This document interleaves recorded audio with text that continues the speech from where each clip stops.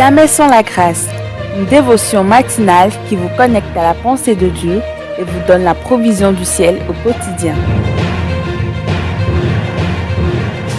Bonjour chers amis auditeurs de l'émission Jamais sans la grâce. Nous allons prier. Père, merci pour ce matin que tu nous as donné où tu es disponible à nous communiquer encore ta pensée. Viens nous parler et bénis notre écoute. Au nom de Jésus, nous avons prié. Amen. Chers amis fidèles auditeurs, nous allons lire un passage dans le livre de Ruth. Ruth, chapitre 1, le verset 14. Ce passage dit: « Et elles élevèrent la voix et pleurèrent encore. Orpa baisa sa belle-mère, mais Ruth s'attacha à elle. » Que Dieu bénisse sa parole. Ici, il s'agit d'un épisode de la vie de Naomi. Naomi vivait à Bethléem avec son mari et ses enfants. Mais il y a eu une famine à Bethléem et toute la famille s'est déplacée maintenant vers Moab pour fuir la famine. Mais arrivé à Moab, Naomi va perdre ses deux enfants, ses deux fils, et elle va perdre également son mari. Mais avant leur mort, les fils avaient épousé deux femmes moabites, Orpa et Ruth. Et ici, comme Naomi n'a plus rien, elle a déjà tout perdu. Il ne lui reste plus rien. Et elle est sous le poids de l'âge, elle est vieille. Maintenant, elle décide de retourner à Bethléem.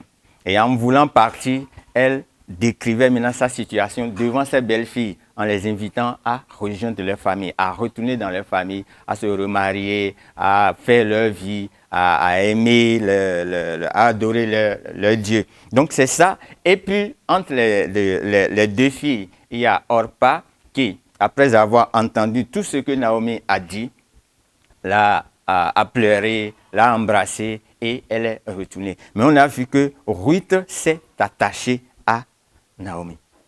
Elle s'est attachée à elle. Mais Naomi a décrit encore sa situation. À tout esprit, il a dit, mais je n'ai pas un autre garçon à te donner. Il faut que tu retournes, reste à Moab ici. Mais plus Naomi décrivait son malheur, ses difficultés, ses douleurs, plus elle décrivait, plus on a vu que Ruth était prête à s'attacher encore à elle.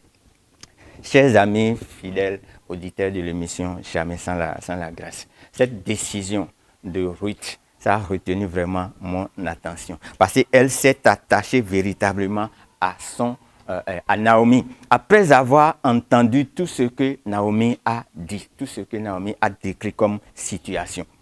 Chers frères et sœurs dans le Seigneur, parfois, et je peux dire aujourd'hui, il y a des gens peut-être que tu vas rencontrer, mais qui vont décrire vraiment leur situation, leur misère, leur malheur, leurs problèmes, leurs difficultés, tout ce qu'ils vivent comme douleur. Quel sera ton comportement face à ces personnes-là? Quand tu vas écouter les déclarations de quelqu'un sur ce qu'il vit, sur sa situation, quel serait ton comportement? Ici, nous avons vu Orpa qui a décidé de partir. Orpa a vu, elle a pleuré pour la situation, mais enfin, elle a embrassé Naomi et puis elle est retournée. Mais Ruth est restée. Et cette journée, toi aussi, tu peux faire comme Ruth. Lorsque tu vas rencontrer la situation misérable, horrible, tu vas entendre des choses horribles, une situation difficile de quelqu'un, comment tu vas faire? Est-ce que tu vas agir comme Orpa ou comme Ruth? Si tu agis comme Ruth, tu peux rester. Tu peux prier encore avec la personne. Tu peux décider maintenant de l'aider. Au lieu de partir, mais tu peux aider. Ruth ici a décidé de rester et de chercher une solution. Elle n'a pas pensé à ses intérêts, non. Elle n'a pas pensé à ce qu'elle pouvait gagner, mais elle a pensé à l'intérêt de Naomi.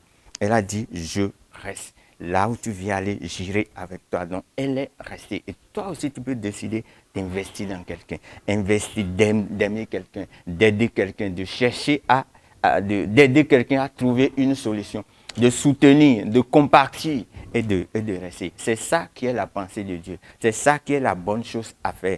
Alors, ce serait un défi pour toi dans la journée, toutes les personnes que tu vas rencontrer, dans la journée, les gens en contact de qui tu seras et les situations et ces gens-là vont exposer devant toi. Essaye de faire ce que le Seigneur te dit de faire. Et la bonne chose, ce n'est pas de le fuir, mais de rester comme Ruth l'a fait. Que Dieu vous bénisse et à la prochaine. Si vous avez aimé cette émission, parlez-en à vos amis. Parlez-leur du message de la grâce et de ce qu'il fait dans vos vies. Pour un sujet de prière, une question ou pour devenir partenaire, contactez-nous au 00229 94 75 80 20. Que Dieu vous bénisse et à la prochaine. En attendant, pensez avec Dieu.